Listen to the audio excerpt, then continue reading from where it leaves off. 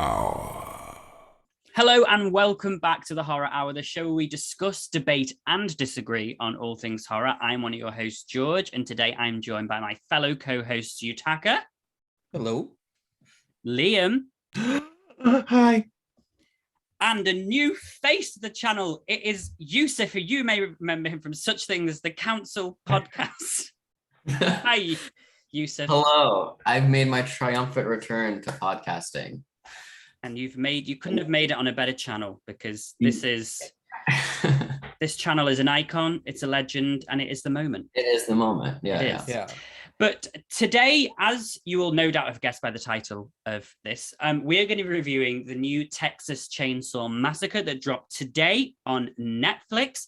Now, warning, there will be spoilers ahead, so if you haven't seen the film, then get the hell out of here.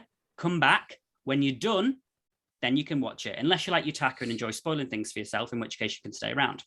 But quickly, we'll do a brief overview. This movie acts as a requel to the original 1974 Texas Chainsaw Massacre, taking place 50 years later. We meet friends Dante, Melody, and Ruth, along with Melody's younger sister, Lilia, who... Yeah, there they are. They're right behind you, Taka. Who are off to the town of Harlow to gentrify the hell out of it and make it an oasis for Gen Z. What they don't know is our old friend Leatherface is waiting for them to arrive. Now, I think we should just quickly go around everyone real quick and just get some overall thoughts, just literally like three sentences about what your overall thoughts were on this. And Yousef, you are new here, so let's start with you. Go for it. Okay.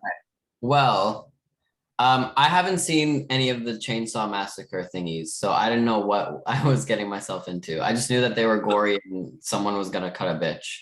But the movie was just very painfully average, much like this channel. It's just like nothing going on. Wow. I'm kidding. I'm sorry. This channel's so much better than the movie. But the movie. Yeah, that's true.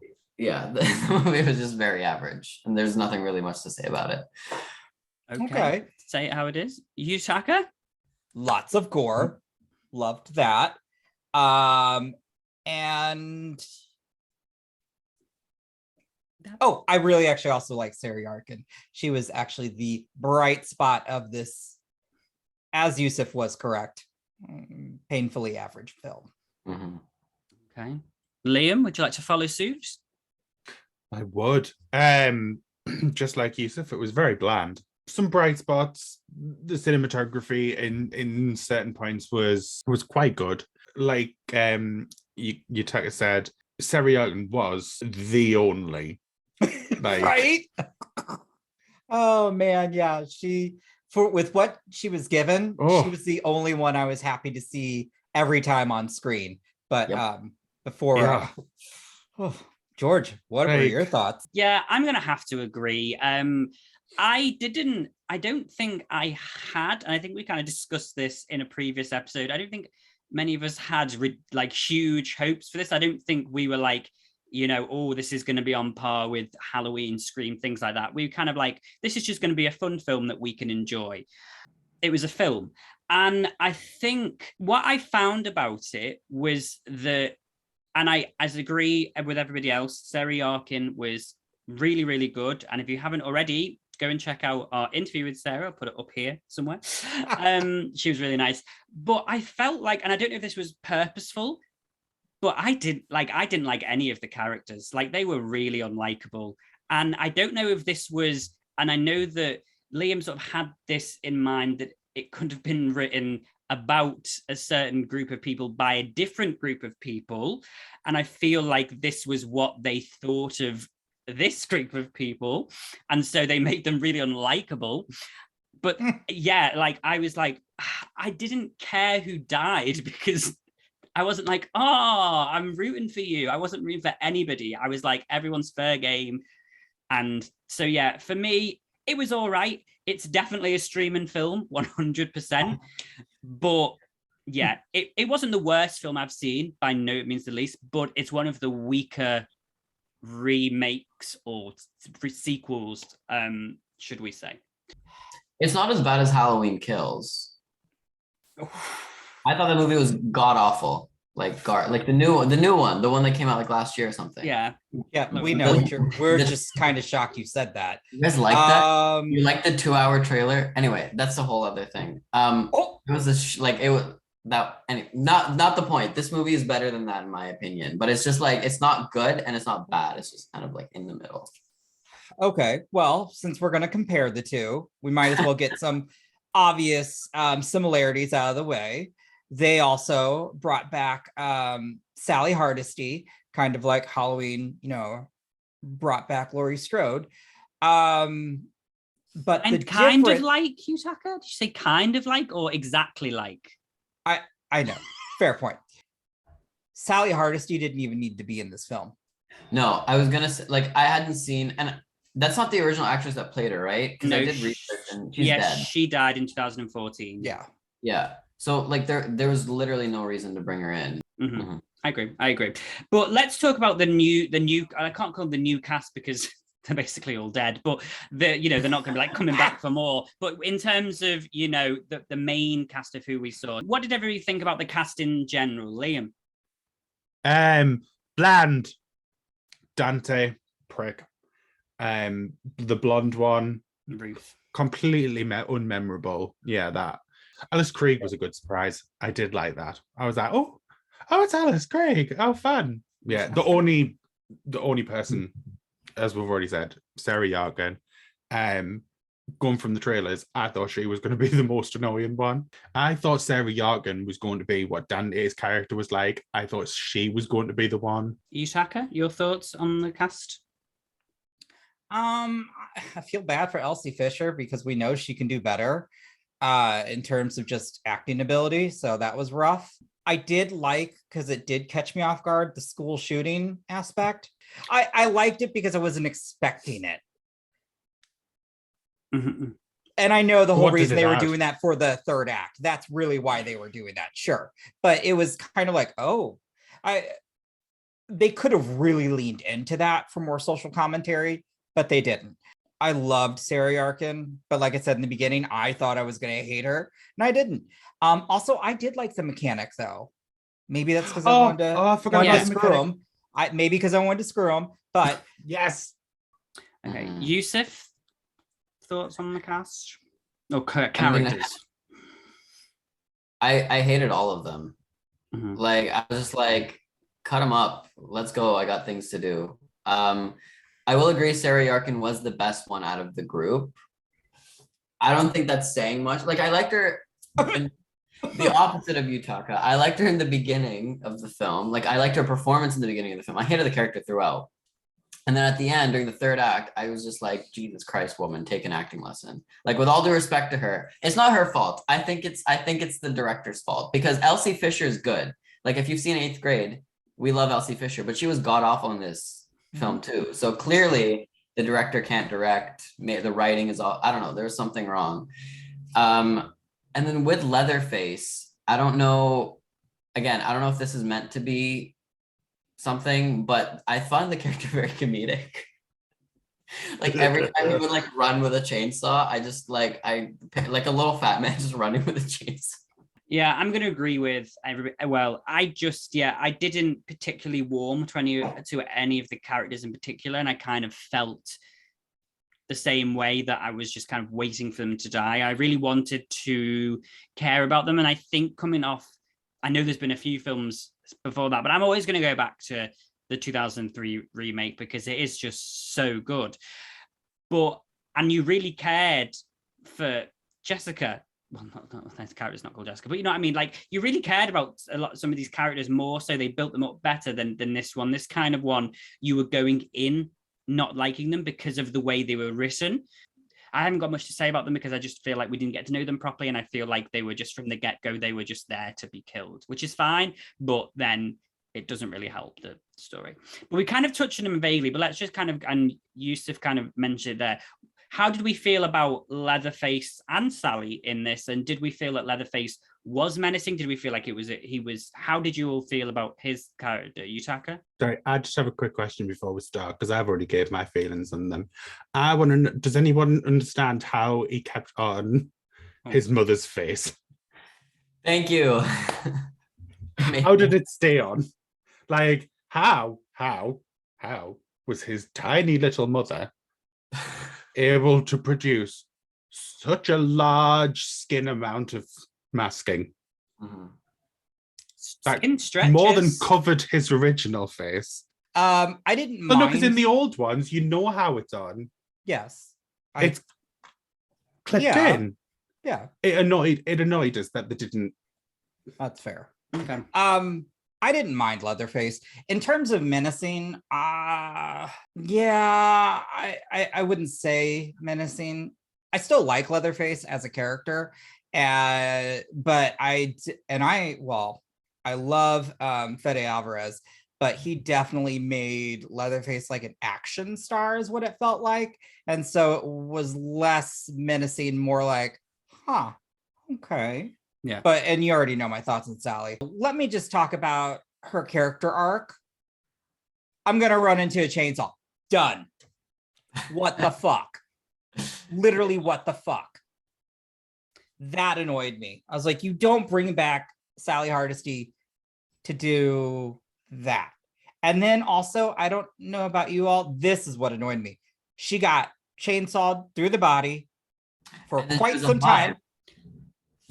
Yeah. Alive enough to shoot a gun and And say have a a couple conversation. lines, right? Mhm. I just thought, come on. I'm sick of seeing old women think that a killer from 20 years ago still cares about them. Because guess what? They don't. Halloween Kills. He was just trying to go home. Here, he didn't even know who the bloody hell she was.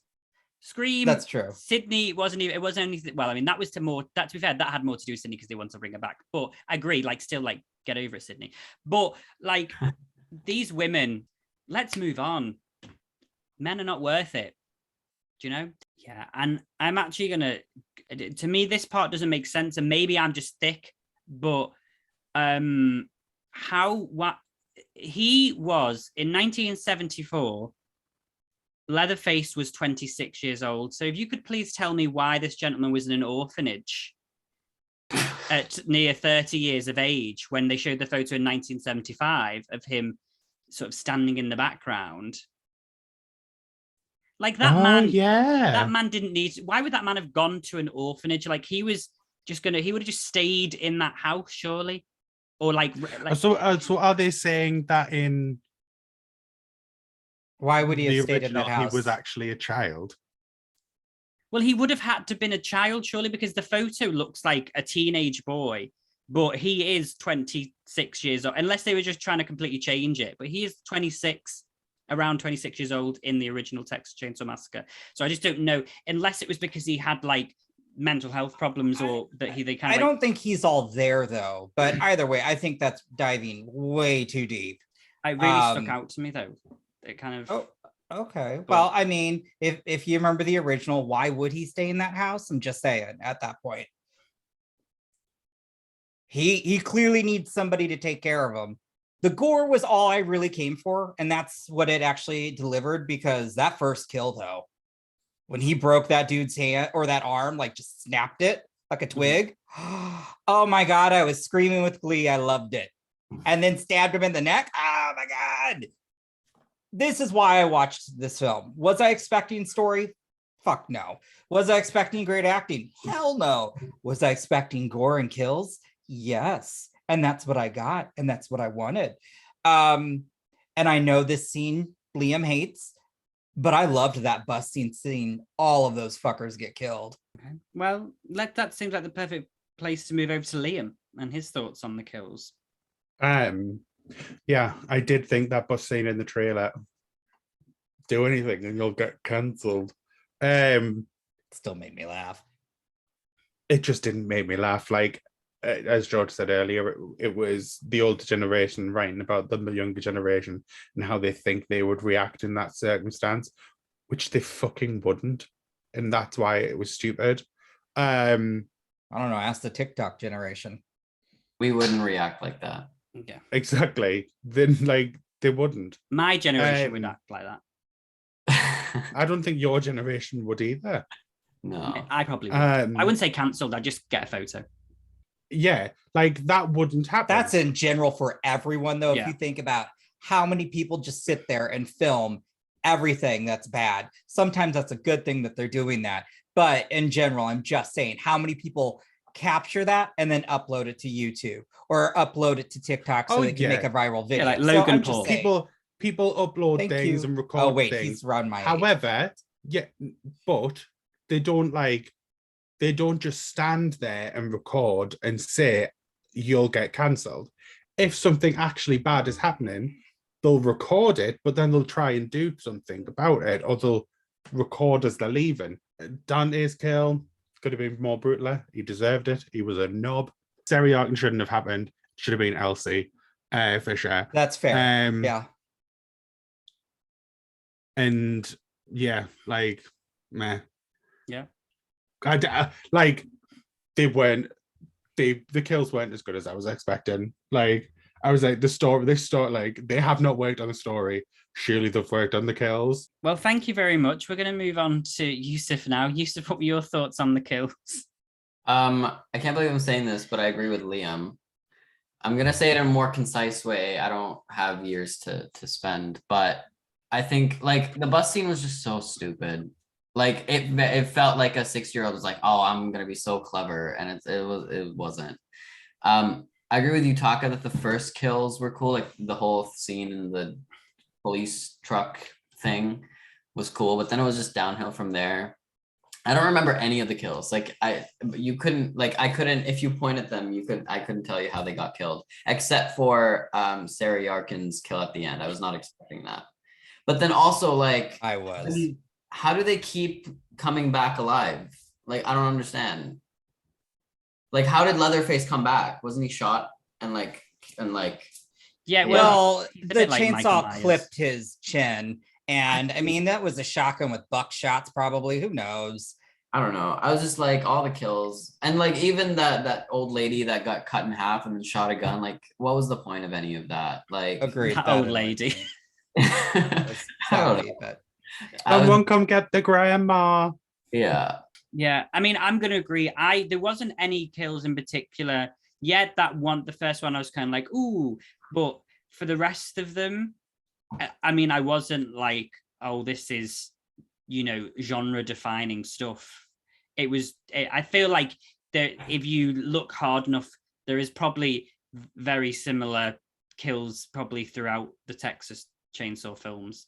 There was nothing here that I was like, wow, I'm going to remember that kill from this film. Mhm. It just wasn't a vibe for me. So they were all right. I didn't hate them, but I was just kind of like, yeah, I don't feel, and I agree. Like the whole Sally thing was so stupid, just ridiculous. Like it made no sense. And she really thought she did something. And then she, as I say, the fact that she came back alive and was having a conversation about 20 minutes after she was shot and was like putting a gun, like, girl, you would have been gone. But that leads me to my final thing then. Final thoughts. Does anybody think there should be or will be a future to the franchise after this movie? Yutaka? it's Netflix, possibly. Mm-hmm. Just depends on viewings. Yeah. Okay. Leah? If this explodes on Netflix, then yeah, there is a possibility. There is an after credit scene, so Isn't after Yes. Yes. as soon as it said Texas Chainsaw Massacre, I was out of there. I was like, I'm No done. way was this film going to have 14 fucking minutes of credits. I thought about that. I was like, they're just probably naming like every fucking old lady that worked on the script of this movie. I was just like, I don't want to be here. I'll go back and watch You're You're pretentious is showing, buddy. it. You didn't miss out. Yeah. Yes. Yeah. I think if there is a sequel, Elsie Fisher better use that chainsaw to get a new haircut, because I mean, it's really not working for her. But I don't want to see a sequel. Netflix has better shit that they should be making than this. But also, like, I'm not gonna actively tell people not to watch this. If someone wants to put this on, they can put this on. I'm sure they'll have fun. Yeah. I didn't. As I say a lot, like George will say, I'll put it on the background. It's a popcorn flick. That's some I was- popcorn. Well, Yeah. I mean, I'm just saying though, it is not something I'm going into thinking I am going to get something again Out of it. groundbreaking. Yeah. Yeah. No. I went in to have fun. I had fun. I still have reservations about things, but still had fun. Yeah. However, George, let's wrap this up in terms of rating. Yeah. 1 to 10. What would you give it? I'm gonna give it a 4. Okay. Because that ending with her screaming in a electric car driving off on its own was just embarrassing. It just looks so stupid. I was just like, what is this? Anyway, yeah, so 4. That's the Logan Paul generation. Yousef? Grandma, your age is showing. Yeah, literally. 5. I'm giving it a 5, just straight down the middle. Liam? 4. I would. No. Yeah. I don't think it is perfectly in the middle. I think it leans more to the worst. You know what? 4.5. I agree. I'm not giving it the luxury of A 5. Okay. I give it a 5. A 5? I didn't hate it. I didn't love it. Yeah. Nothing really tips the scale of one. It, as you said, it was painfully average, but it's still average. So to me, it's at a 5. But hey, if you enjoyed it, let us know in the comments below and let us know what you liked about it, why you liked it, or if you didn't, let us know if you agree with some of our comments, or if we didn't pick up on something that you did. Do let us know in the comments below. As always, you can follow us on social media, and a huge thank you again to listening. We really appreciate all of you that are listening either on the podcast or on our YouTube channel, and anyone who just follows us in general on Twitter, Instagram, whatever. Thank you very much. But yes, we are back. There's usually videos. I mean, there's videos all the time now. Things are picking up. There's more horror coming out. There's a lot going on. So make sure that you are subscribed. You've pressed that bell because there's things dinging left, right, and center here.